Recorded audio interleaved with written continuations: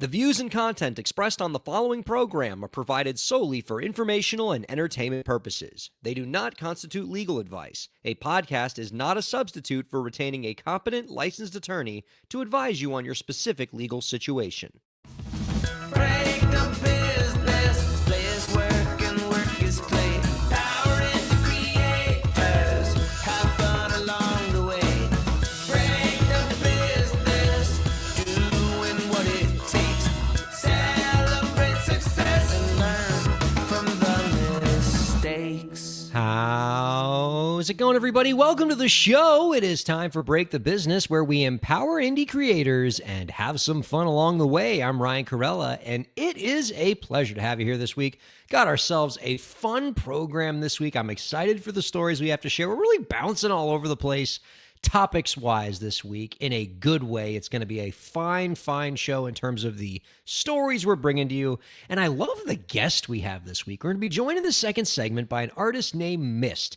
She is a multi-hyphenate, and we love the multi-hyphenates around here. She, in addition to being a recording artist, she's also a award-winning podcaster and social entrepreneur, using her art to do a lot of good in the world. And there's a lot of aspects of her story that I think are going to resonate with all of you, and you're going to learn a lot from it. And, you know, she's got the multi-hyphenate stuff going on, so you can learn about how she sort of carves out these different artistic niches for herself, exploring these different forms of media in unique ways. That's really cool. Her story's also cool because she came into her creative career later in life. She became a songwriter and singer, recording artist in her 30s. And became a Billboard charting artist. And I'm sure a lot of you are going to find that pretty inspiring, or probably going to want to learn how she did it, especially without a record label's support and backing. So great insight in there, and she's doing some really cool social entrepreneurship type stuff. There's a lot to love about Mist, and we're going to be chatting with her in the second segment. But we're also going to be chatting with some other people that we love right now, including our co-host this week. Zach Sloan is here. Hi, Zach. What is up, people? Oh, it is always Feisty so today, good Ryan. to see that smiling face, my friend. How are you? Dude, feisty. I'm feisty, Ryan. Feisty? Yes. Well, what brings you to me feisty of all emotions? The Rock and Roll Hall of Fame voting is always a joke as usual. There's always that. And I have just been told recently by some friends of mine that I am perpetually feisty. So it's really not anything normal or unusual, I suppose. Feisty is the default.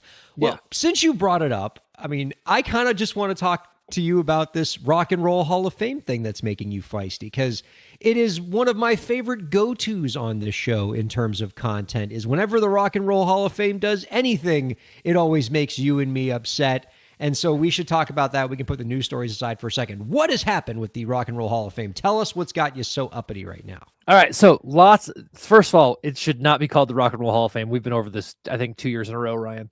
It's not for rock and roll. It's for music. And that's fine. That's fine. Just change the name. Of the nominees, are you ready for some nominees this year? Oh, yeah. Who's been nominated? The Black Crowes. Love them. One of my favorite bands of all time. Jeff Buckley. Fantastic. Mariah Carey. Who doesn't love Mariah Carey? Evil people. That's who. Phil Collins. Melissa Etheridge. Billy Idol. Lauryn Hill. INXS. Joy Division / New Order.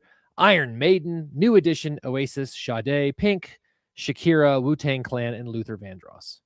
Can I just say, so many of those names you mentioned, I am flabbergasted that they are nominees. Not because they don't deserve to be nominees, but because how are they not in the Hall of Fame already? How is, Melissa Etheridge, Billy Idol, and of course, every year I get so angry about Mariah Carey not being in the Hall of Fame. But a lot of those names you mentioned at the beginning, legit legends who have been doing it forever, I mean, and not in the Hall of Fame is flabbergasting to me. Yeah, I think keep in mind, Ryan actually pointed this out before the show. The fan voting that you can access on the Rock and Roll Hall of Fame website accounts for less than 1% of the actual voting. But it's still interesting to see how people voted. Ryan, who do you think of all those names I gave you, who is the most deserving to be in the Rock and Roll Hall of Fame? I mean, I have to go to the answer I give every year on this when she gets snubbed every year, which is Mariah Carey. And I'll run through the stats because at this point, like I just have them on the top of my mind because I get angry about this every year when they keep her out of the Rock and Roll Hall of Fame. 200 million albums sold, 19 number one singles on the Billboard Hot 100 charts, still the most for a solo artist, 5 Grammy Awards, and is in the Songwriters Hall of Fame. And yet they still keep her out every year. It is a travesty. According to the fan votings, where do you think she ranks? I assume number one with a bullet, just like those 19 hits of hers. Boom. Close. 10th. What? 10th? Okay, that's it. I want to know. Like, I'm mad at all of music fans right now. And I understand that a lot of people who listen to the show are music fans, and I'm probably making some of them mad, but I want to put them on notice. What artists, give me the 9 that they have put above my girl Mimi? Okay, and I'm going to give in Ryan, I would like to put you on the spot. Give me a thumbs up, thumbs down if you think it's in the realm of possibility that this is an okay person above her. So just you can thumbs it up, thumbs it down. I mean, if I begin with the premise that I don't think anybody should be above her, but like, who am I willing to entertain as okay, maybe? Yeah. All right. Got my thumb ready. Here we go. Okay. Great radio thumbs up thing. I don't know what I was thinking. New Edition. Great, not above Mariah Carey. Absolutely not. Phil Collins. Oh, I love him, and for movie soundtracks, yeah, but no, not above Mariah Carey. Still thumbs down. Okay, and assuming we're dismissing with rock and roll as a premise here, like it's just music Hall of Fame. Sure, yeah. Pink. Oh, too early for Pink. Love her, but too early. Beautiful. By the way, I'm going in order. We just went through 1, 2, and 3. Number 4. New Edition's number 1. All right. New Edition's number 1 by about 100,000 votes. Wow. After Pink, Shakira. Oh, I mean, love her, but no, not above Mariah Carey. Doesn't have nearly the resume. Outrageous. No, yeah, absolutely. Especially not in America. If you're talking internationally, it's closer, but definitely not in America. Luther Vandross. I mean, again, not in the same universe as Mariah Carey. So far, Luther Vandross is the one that I'm like, okay, I will concede that. In excess. I mean, groundbreaking. Yeah. But again, resumes don't compare. True. Sade. I knew this would get you. You're putting me into an impossible position. So, oh man, I'm not letting you get me in trouble. Yeah, no, yeah, Sade, absolutely. Okay, I can dig that. Wu-Tang Clan. What are you doing to me, Zach? Okay, I mean, but look, groundbreaking in the genre. Okay, Wu-Tang Clan, absolutely, and all the solo artists have done great things. Like the Wu-Tang Clan tree bears lots of fruit throughout the music industry. But again, 19 number 1 hits, Zach Sloan. Okay, last one before above Mariah Carey in the fan voting. Billy Idol. Also, they sold that album to that pharma dude who rose the price of all the EpiPens or whatever. So that kind of hurt their stock a little bit. That does actually disqualify them in my eyes. Yeah. Billy Idol. I mean, again, great, legendary, but again, 200 million albums. Zach Sloan, what are we doing? Yeah, How are we doing here? I think this is my beef. Is if they had kept it to just rock and roll, I understand the thought process, but this is clearly a joke. We don't sing White Wedding at Christmas every year. Yeah, it's really just a funeral song if you think about it. But yeah, so I will say I am a little feisty that Iron Maiden, Melissa Etheridge, and the Black Crowes are all towards the bottom of the list because I think they are all super deserving as well. They should be in already. Yeah, Joy Division, whatever. So this is one of the reasons I'm feisty, Ryan. But whatever, as I've been told by my wife, I'm feisty all the time. I mean, it took them forever to put Radiohead in the Hall of Fame. I remember doing shows on this podcast, not that long ago, where I was ranting about Radiohead not being in the Hall. I think they might have just gotten in a year or two ago. I believe so, and I would still argue that Iron Maiden should have gone in before them, but here we are. Yeah. I feel like the Rock and Roll Hall of Fame does this on purpose, Zach. They intentionally just do the most head-scratching snubs every year just to make people like us rant about it and get people talking about the Rock and Roll Hall of Fame. It's like what Rolling Stone does. Whenever they put out their top 500 lists of whatever, whether it's top 500 TV shows or top 500 albums or whatever, they always rank something way too high and something way too low. And they're just doing it to rage bait us. And that's all this is by the Rock and Roll Hall of Fame. Well, and we caught Rolling Stone doing that last year with their top 500 songs of all time, where they threw in Fleetwood Mac's Dreams, even though in all of their previous lists, it wasn't in there. But because there was a TikTok where the dude was like rolled around drinking juice, listening to Dreams. That's all it takes. And then all of a sudden it was in the top 10. Like, these things are all a joke. I don't know why I get so spun up about it, because I know it's a joke. But I get spun up either way. They love doing this. They know what they're doing, Zach. They know what they're doing. They know what they're doing, Zach. Let's talk about a story from Forbes that's come in recently. All about right. record deals. Speaking of things that just I love ranting about on the show. I mean, it's just two things. It's Mariah Carey not getting into the Rock and Roll Hall of Fame again, and record deals. But an interesting story from Forbes, basically talking about a major shift that we're seeing in recording agreements in two major areas. What basically the headline says is that record deals today, relative to maybe when we started doing this podcast 10 years ago, are becoming shorter and smarter. And let's talk about what that means. So when Forbes talks about record deals getting shorter, they're seeing record deals that have shorter terms, fewer albums on the deal, and giving artists the ability to maybe own their masters at the end of the deal, or at least buy their masters back after a shorter period of time, which, I mean, any lawyer on the artist side would say is a welcome development. Frankly, I don't think that labels should ever own an artist's masters. There's no reason for it. The artist is the one who is essentially fronting the money for the project, the album, because the royalties are, the artist royalties are being used to recoup the album costs anyway. And so basically what the calculus that labels are making these days is that most of the value of a track is going to come in those first year or two. And then after that, the value of that album really goes down considerably. So most labels have crunched the numbers and have said, we might as well give the album back to the artist in the recording agreement early, or at least give them a chance to buy their masters back, if it means we can get concessions in other areas of the record deal when we negotiate with artists. And the concession that they're looking for a lot these days, at least according to the Forbes article, the smarter half of the shorter and smarter record deals, is labels are trying to take more control over an artist's fan clubs and fan engagement platforms. Gross. Yeah, exactly. They want to, they've realized that the real money for artists going forward is going to be in cultivating those super fan relationships. It's not going to be cultivated one stream at a time. It's going to be finding those fans who want to invest thousands of dollars in their favorite artist every year and getting more of that income and controlling more of that on an artist's behalf. And so that's what you're starting to see more in record deals. And obviously, as an artist side entertainment lawyer, that's not a development I'm particularly thrilled about. So, Ryan, is this just because the 360 deal isn't nearly as viable since the touring industry has been gutted? Right. So now record companies have to make that money somewhere else, so it's take it from the fan club. I mean, that's exactly what's happening, right? Is we're still seeing the 360 elements of record deals, right? A 360 deal being that, and this is a fairly modern invention in the last 15 years or so, where record labels aren't just taking an artist's recording income anymore.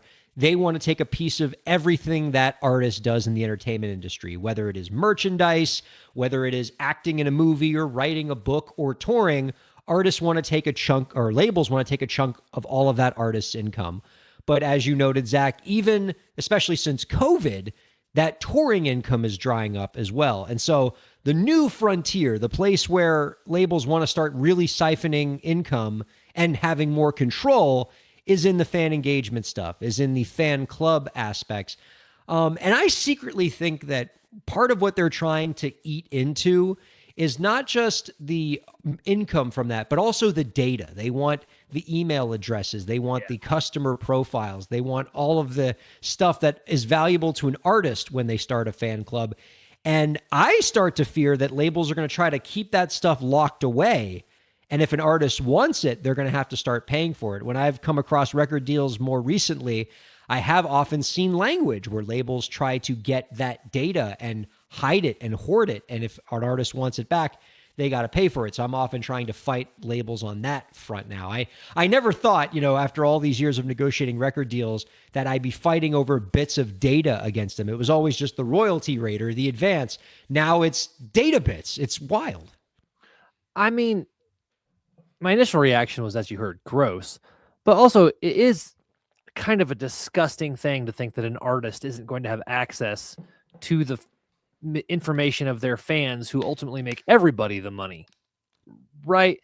Ryan, how long, dude, how long can the industry survive like this? Or is this just like, are we looking at the death knell of an industry right now because of things like this?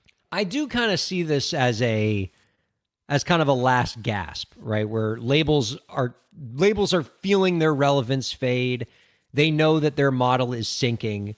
And really, this is just a continuation of what the 360 model was, right? Where recording revenues dried up and labels were sinking. So they tried to hang on by grabbing more of an artist's income outside of recording. And now that's not enough to sustain them. And so now they're grabbing fan club stuff and fan engagement stuff and data stuff and trying to get control over those things.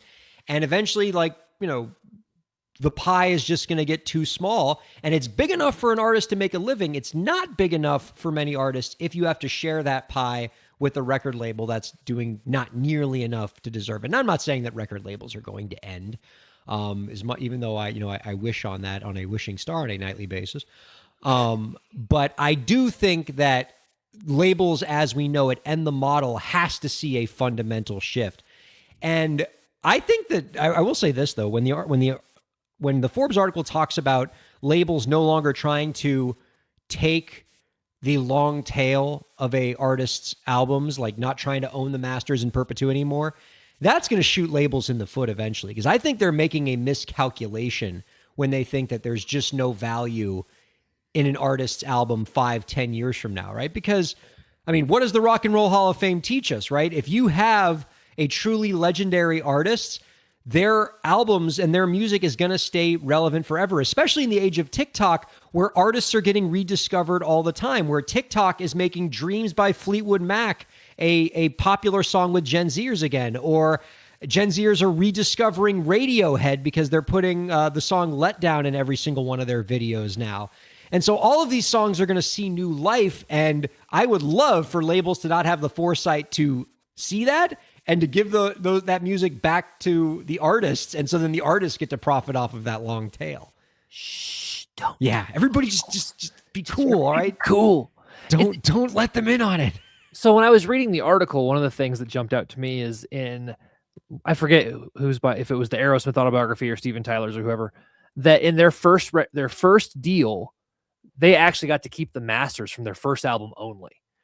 And what song was on their first album? Dream On. And so he's like, we make more money from Dream On than we do from basically everything else because that's the only one we own the masters to, right? And that's from 1973. And as I look at Spotify, I mean, and even Billboard, right, they're changing the rules to what constitutes a hit because so many things are sticking around longer now because of the way streaming works and the way TikTok is, and I think Instagram in a smaller part, is keeping older songs around longer. I think it is short-sighted on the part of the labels, but again, shh, don't tell them. I know, and it's so shocking because if history has taught us anything, it's labels are never short-sighted about things. I mean, certainly in the late '90s, early 2000s, when digital music was starting to bubble up and the MP3 was coming in, and everybody was saying, hey, labels, you should really offer a way for people to download music online because people clearly don't want to buy music in stores anymore. Let them download. And the labels went, no, we're not doing that. You're going to go to Sam Goody and buy a physical CD. And if you don't, we're going to sue you into oblivion. And because they didn't have the foresight to see the change into the digital world, the industry crashed in the late 90s, early 2000s. And now we're seeing a similar lack of foresight on the label's part again. But again, don't tell anybody.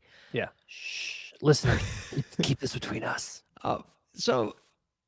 Interesting. I want to shift gears here to kind of a little pop psychology, mental health news kind of stuff. I thought this was an interesting story.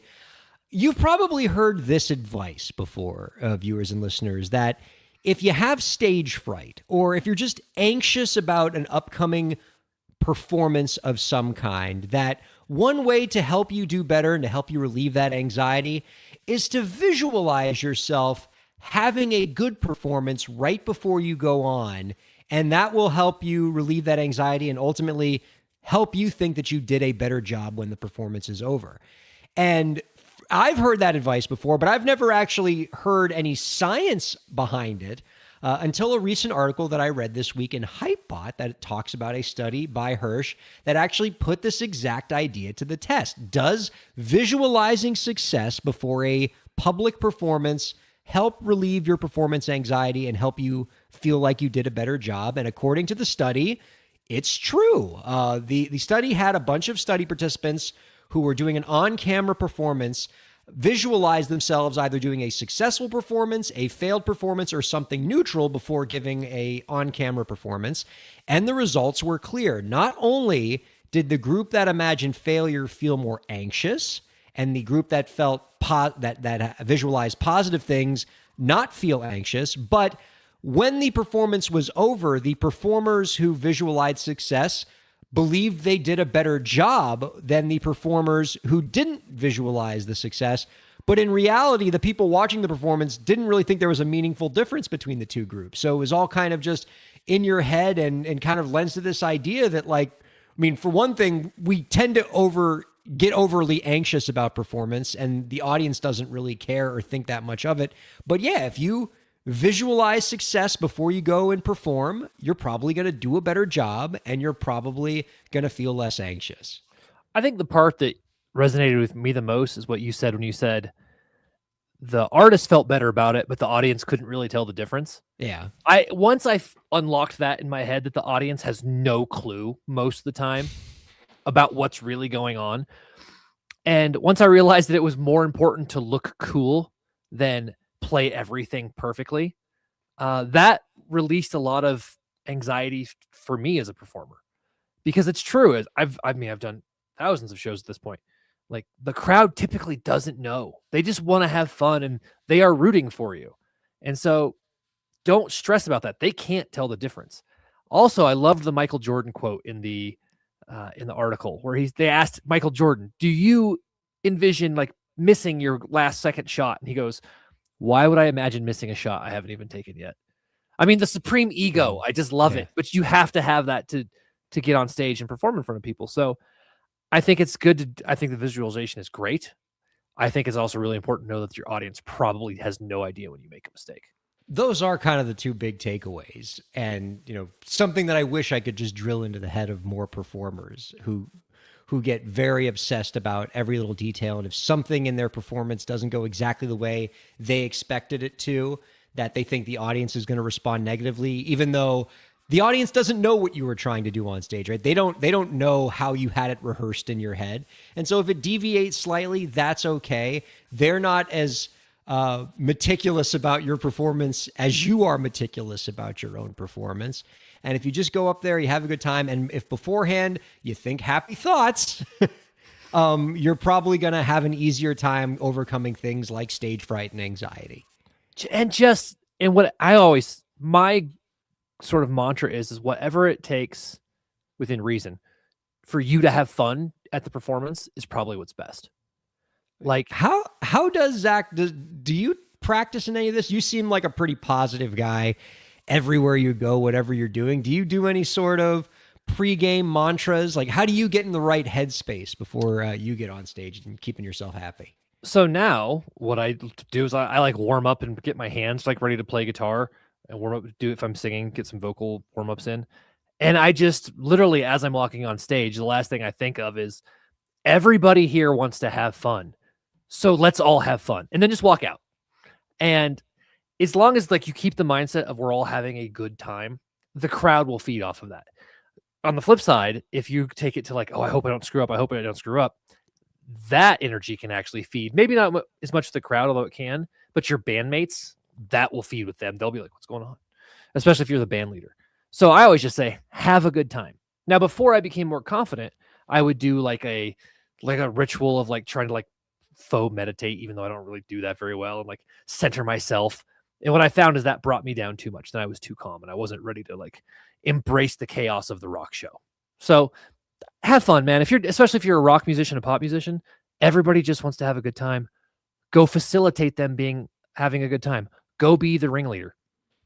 I like that perspective a lot. That's very, very cool. And I like the idea of, as a band leader or the leader of any sort of creative group that's about to do some sort of performance together, that perhaps as the leader, it is incumbent upon you to as part of your leadership role, to help your fellow performers get into that positive visualization, because they are going to feed off you as the leader. And so if you are not only thinking happy thoughts, but projecting happy thoughts to your fellow performers, they're going to respond to that. Whereas the flip side is, if you're a Debbie Downer and they can tell that you're not feeling it and you're not feeling good, that's not going to help your bandmates think positively either. Before you and for the love of God, don't critique your bandmates on stage. Like, that's the last, like, every now and then I see that and I'm like, that's a terrible idea. You shouldn't do that, because now you're drawing attention to something that nobody else noticed. You're pissing other people off. Don't do that. Just have fun. Well said. I mean, I feel like any band you're in, people are going to have fun, my friend. All right, let us take a break. We're going to be joined by our guest, Mist, in the second segment, back in about 2 minutes. Don't go anywhere. Keep checking out Break the Business.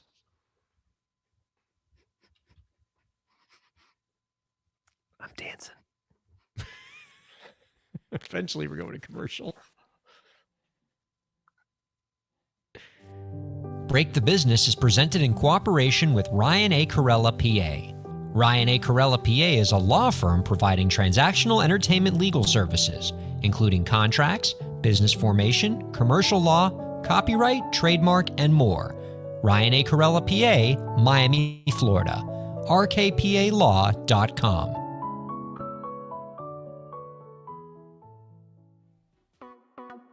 Streaming services for Break the Business provided by LEK Entertainment. LEK Entertainment is a full-service entertainment company offering everything from consultations to full-scale events and productions, including audio and video productions, voiceovers, staged theatrical productions, script and music development, and streaming services. For more information, visit lekentertainment.com. LEK Entertainment wants to help you bring your story to life.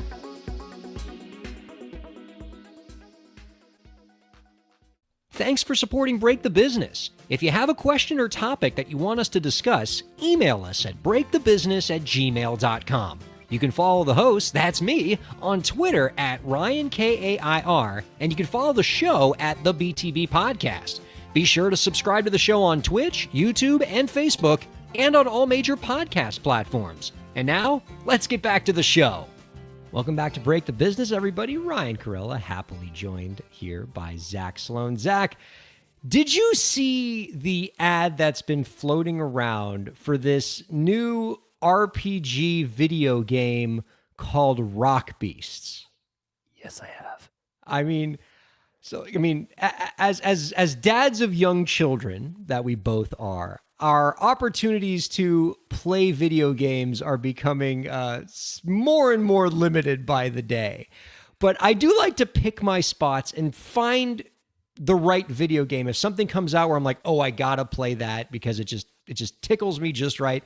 And I think I might have found it with this. I saw this ad. The game hasn't come out yet, but I feel like the people who listen to this show, if you gravitate toward this show, you will like this game. I'll read from the description of what this game is about. It is an RPG video game where you play the manager of a 90s grunge rock band, except all of the band members are anthropomorphic animals. Quote, Rock Beast is a rock and roll management RPG where you guide a 90s band from garage obscurity to stadium glory, set in the heart of a set in a heartfully crafted alternative America inhabited by larger than life anthropomorphic characters. Rock Beasts puts you behind the scenes of a music industry's brutal reality. Set up gigs, manage egos, and navigate the moral minefield of fame. Every choice shapes your band's journey. Will you fight for creative freedom or become industry sellouts? I mean, I don't know what the market could be for a game like this. I can't imagine a whole bunch of people are just like clamoring for, boy, what I would really want to be and pretend to be is a music manager. But man, does this sound fun for somebody exactly like you and me, Zach. So here's the thing about this game, Ryan. I can't tell for sure from watching the trailer, but I'm 90% sure that there's a signing a contract mini game in this game. Here's what it's got going for it. A, it actually looks hilarious based on what I've seen. B, it looks relatively short. And as dads like you and I are, we can't have these 300-hour epic things anymore, right? Love a little 10-hour in and out video game. Love it. Get it done. Like I love Baldur's Gate 3, but I can't. It's too much. Yeah. Additionally, this doesn't take itself seriously, which I really appreciate. It's already on my Steam wish list because if you get it on Steam, if you put on your wish list on Steam, you'll get a notification when the demo comes out. I'm all over that. I'm going to do that.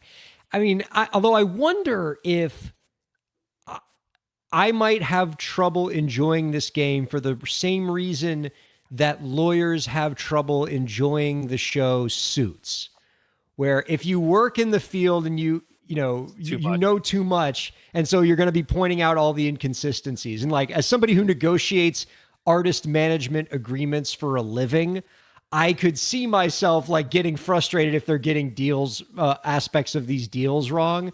And I know like, oh, Ryan, it's a show with, it's a game with cartoon animals in the music industry. I still care about authenticity, people. Okay, here's my rebuttal. A, I think that's actually totally fair. But B, in the trailer, Slash is very clearly in this, but as a dog. And I think right there, that's how you know this game is going to be A+. I'm going to see if we can get somebody from that game to come on the show. Dude, please let me co-host on that night. I want to do some stuff around this. Like if they'll let us do, I don't know, like live streams where we play the game live, maybe raise money or something like that. I want to do something with this just because I'm unusually excited about this game. Oh, dude, sign me up. I think Team 17 is who's doing it. It looks really cool. And that's like an indie studio, right? So like they'd be down with doing like just stuff with us. Like we don't have to go through 1,000 layers of red tape to make this happen. All right, we'll look into that. That should be fun. Let's go ahead and bring in our guest this week. Speaking of things we're excited about, our guest is a multilingual Billboard charting recording artist and podcaster. She hosts Make Me Smile with Mist, a top 10 mental health podcast in the U.S., and is also the founder of the World Smile Initiative nonprofit. Her new single, Love Will Show Us the Way, is available now, and you can find out more about our guests and check her out on social media platforms at Mist the Singer, and that's Mist with 2 I's. We're happy to welcome Mist on To Break the Business. Hello. Hello, can you hear me? Loud and clear. It is a perfect. pleasure to be chatting with you. Thank you so much for being on the show. So great to meet you, Ryan. Right And back at you. Let's get right into this because I think one thing that I mentioned at the very top of the show that I thought was pretty cool about your story and could be very inspiring is that you came into your creative career a lot later than most people do. You came into it in your 30s. You were working as an accountant, and then you basically just sort of discovered that you had this talent for songwriting on a dare from a friend, right? Absolutely correct. It's actually my best friend, also my husband. During COVID, we were all looking for something new to learn or to try. I've always loved singing, so I tried learning a few piano chords, how to play them on the piano on YouTube. And every time I tried to watch those YouTube videos, he stopped me and we argue about it. Why don't you let me watch it? And he just wouldn't let it go until 6 months later. I said, that's enough argument on this little thing. Let me show you that I really can't do this. Then you leave me alone. Okay. He said, the reason I don't let you watch those YouTube videos is because I see you have this talent of writing your own music and play by ear. Don't let YouTube videos limit how you use your gifts. Use it, try it first. Then if you want to learn something, learn it. So eventually I said, I'm going to show you I really can't do this and leave me alone. So I sat down at his piano and I tried. Before I realized how long it's been, I've written 3 songs. That's how I started. Wait, so oftentimes when I've heard versions of the I came into my creative career later in life story, it's usually some version of somebody who did creative stuff when they were much younger. Maybe they played the piano when they were 8, 9, 10 years old. Maybe they went to school and studied music and then fell out of it for a while and then came back to it later in life. In your case, you were starting at kind of zero in your 30s in COVID. and then just discovered it all at once. I mean, I haven't heard that version of the story before. That's spectacular. Thank you. That you just had this talent in you all along, and you found the opportunity to cultivate it and do all this stuff with it. And frankly, I feel a little lazy because like the rest of us just learned how to make bread during lockdown, and you created a whole music career. I tried so that good too. for you. I tried that too. But I think it's definitely a God-given gift. And I believe he gave all of us amazing gifts. We just need some time to discover what's ours. And I Well, discovered mine. We all can find it somewhere. I mean, you were able to translate that gift that you came upon during COVID into becoming the first native Chinese artist to break into Billboard's top 25 pop adult contemporary chart, which is incredible. And you did it as an indie artist with no label backing behind you. And so I think the question I have is how? I think I have to thank Narda Michael Walden for a lot of the success there, because I'm not sure if you know about that story. After I accidentally discovered my gift, I also was, through friends' friends, Narda received my music. He's by Billboard, according to Billboard, he is top 10 producers of all times. He produced Whitney Houston, Aretha Franklin, Mariah Carey. And he heard about my music when I haven't recorded anything yet. They're just rough demos. And he called me one day and said, "Mist, I'm Narda. Narda, I would like you to come to my studio and meet you." So I went, and meeting this amazing producer, and he put me on the piano where Aretha Franklin recorded her Respect on, and used the same microphone that she recorded the same song on, and asked me to sing him something.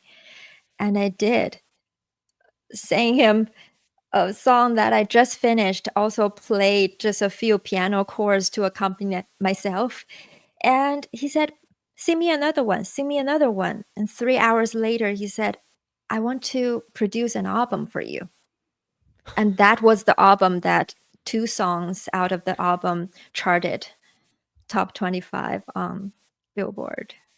I can't believe how much ground you've covered in such a short period of time. I mean, in basically for this podcast has been on the air almost twice as long as you've started in music, and you have covered all of this ground, not only on the creative side of things in terms of releasing music, but also with the nonprofit stuff, with your podcast, which I'd love to talk about here. It's called Make Me Smile with Mist.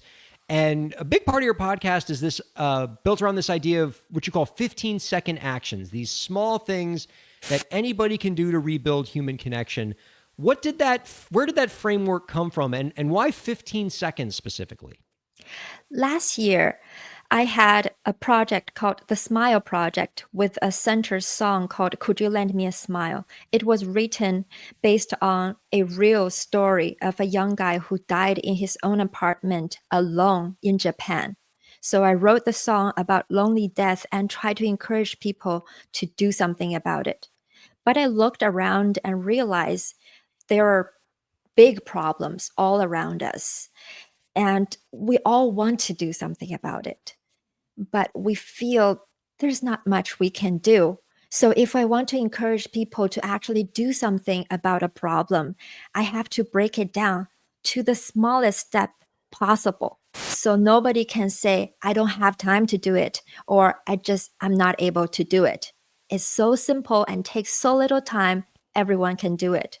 So the call to action on that song is just start smiling at someone, strangers. And it takes less than a second.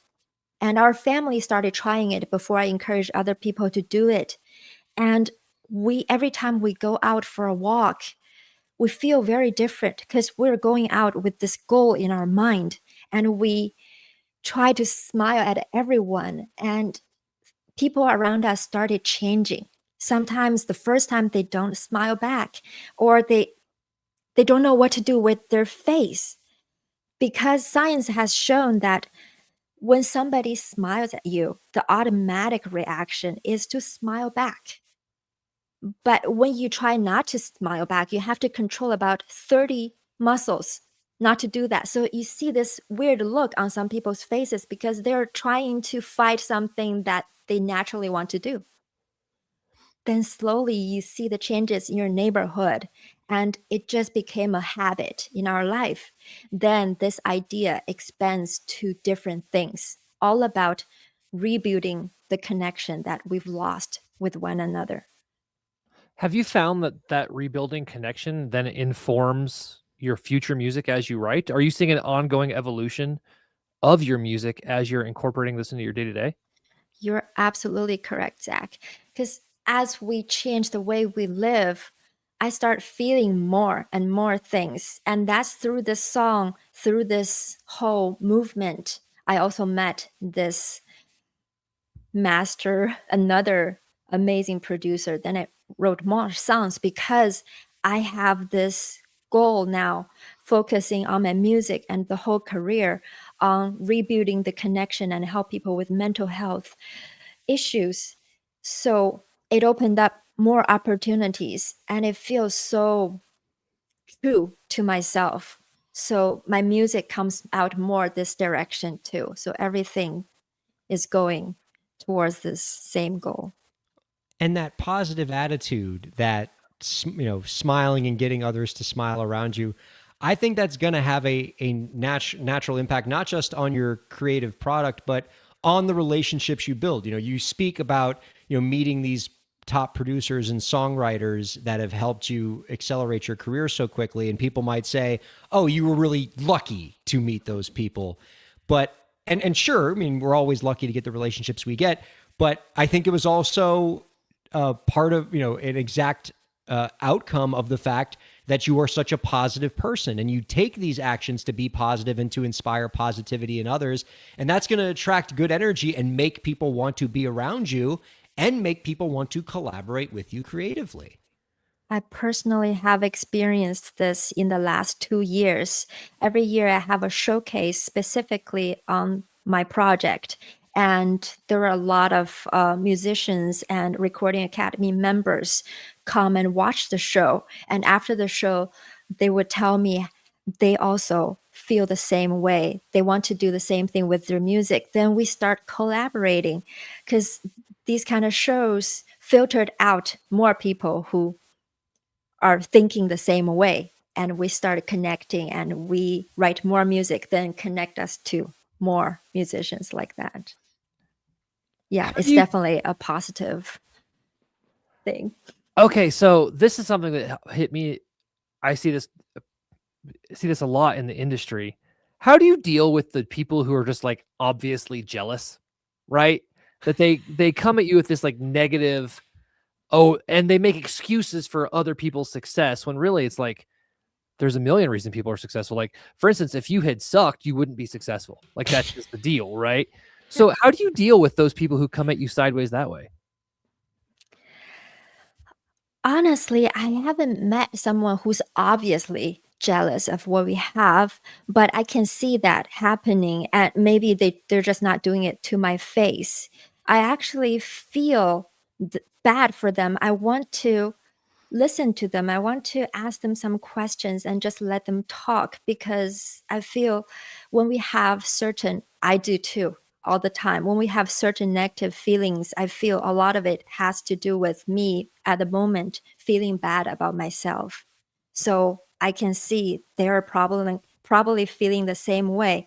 If I can just listen to them and let them talk, even if something they're going to say about why they don't like me, you just let them talk and they will feel better, and we will find something to connect on.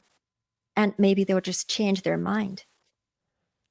Gosh, I have to ask, how are you such a positive person? I mean, like, from the moment you just popped into our chat here, like I already just feel like calmer and more at peace, just, from your presence.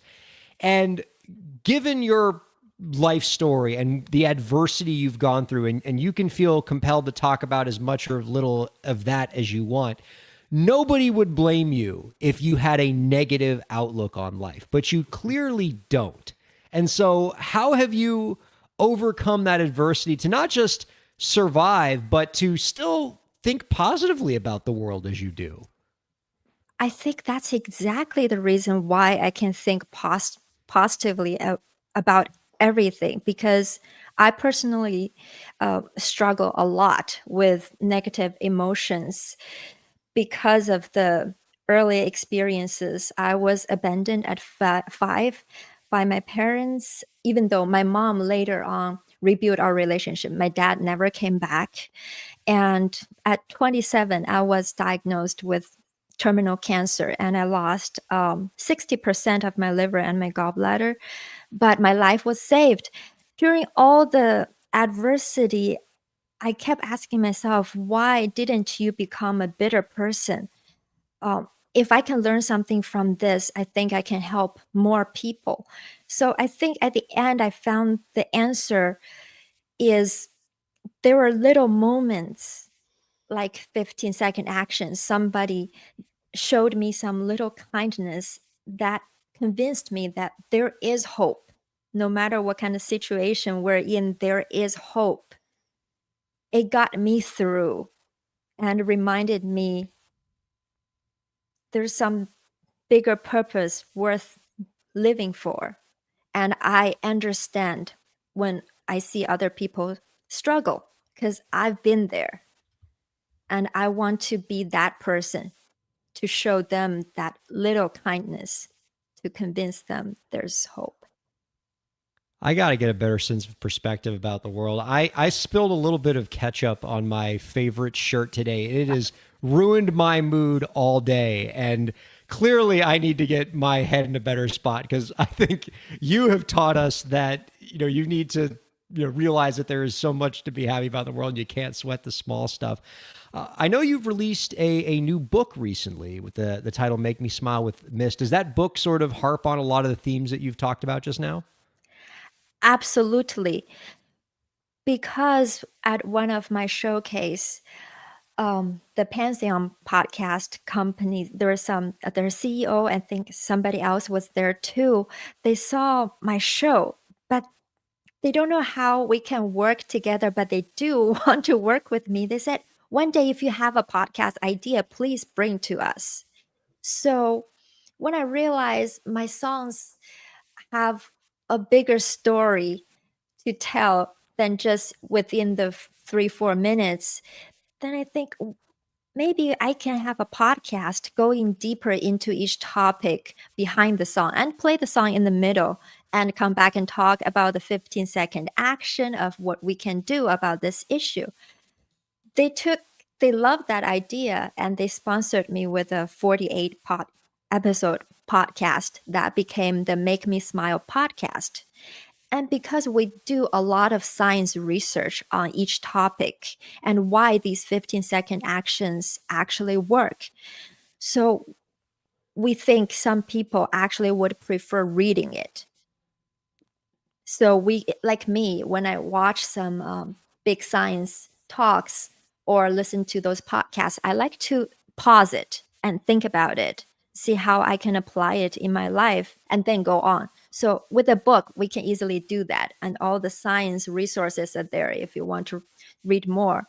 That's why the book is the book version of the podcast, Make Me Smile. They're like TED Talks. I love that. And love to talk about your latest initiative now, which is I lost the name of it just a second. Oh my goodness. The Love Project. Sorry. Right. It's based around your new single, Love Will Show Us the Way. Can you talk about the vision for that? Originally, we did call it Love Will Show Us the Way. I think later we changed the name to Love Will Show Us Our Way. Both sentences were in the song. We thought about it a lot. Then we decided on Love Will Show Us Our Way. It's written with Mauro Malavazzi. If you don't know his name, he's the producer and co-writer of Andrea Bocelli's Romanza album, which got him very well known. And they started basically this genre of classic pop. I met him in his hometown, Bologna, Italy, when I filmed the music video of my last song, Could You Lend Me a Smile? And we started talking about the mental health, the world's problem, and what we want to do about it with music. And we're very in line with everything. And we said to each other that we have to write a song together. And a few months later, he sent me his beautiful piano playing and asked me to write the melody and words on it. But he told me the story. He told me when he was playing what he was thinking about. It's about when everything fails in the world, love will help us find our way again. That's why the song. But when I was writing this song with him, I had a serious imposter syndrome attack. I just felt he's such a well-known producer and songwriter. I just can't do it. Nothing I write is gonna be good enough for him. So after I wrote the song, I wouldn't show it to anybody for days until my husband finally said, just show it to me. I will tell you if it's bad. I will be honest with you. So I finally showed him, and he said it's very good. And he already secretly sent it back to Maro. And Maro and his team loved it. And there's the song. I So I gotta ask, What music hit doesn't start with a little marital betrayal? that's one way to put it, Ryan. Okay, here's my question for you, Miss. Like, yes. so I'm always fascinated by people who are entirely self-taught as songwriters. When you're collaborating with somebody else, do you ever have a moment where you just can't really express what you're going for? Or on the flip side, the person who's maybe speaks the language differently, has been trained or like knows music theory, is expressing it and you're not getting what they're saying. How do you bridge that gap? Or is it not a gap? Am I making this up? It's absolutely a gap, especially with me. I describe things I hear with weird language that nobody has heard of because I was not trained at all. The terms, there must be a term for everything I want to describe somewhere. I just have never heard of. I still don't know what they are. But I find people who are willing to work with me first saw something in me, so they're willing to listen with a different kind of ears. Um, and somehow they just understand my weird music language. And yeah, I think those are the people I want to work with. I've seen musicians who are more, they would correct all your terms. Oh, You lame. mean, yes, you mean that. Then I find out eventually we actually try to work on something and it wouldn't work because they care more about the terms, the proper way to do things. This is how you should do it instead of focusing on the creativity. And because people who want to work with me, they like the out of the box style because I don't know where the box is. I don't know where the lines are. So I do all kinds of weird things and I I'm scared of showing them, but that's what they love. So I ended up working more with those people. I still can't bridge those gaps with some musicians. Well, it's actually kind of, I'm glad you phrased it that way because that's kind of the point I wanted to make is that the people I have found in my experience producing other artists, the people who are less trained are often like the hyper creative types who have incredible ideas. And have you ever struggled with somebody that you're working with? Like you have this idea and they're just not able to capture it? Or are you able to usually work with producers who you are so well locked in with that they can capture your ideas pretty quickly?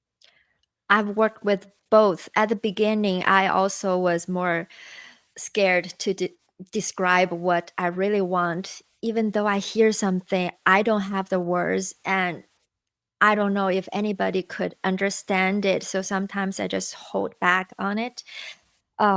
But later on, as I find more of these musicians who have the creative ears to listen to those things, sometimes maybe they didn't find exactly what I was listening for. They find something even better. As long as we have this open mind and we're all thinking on the same direction, there are more sparks.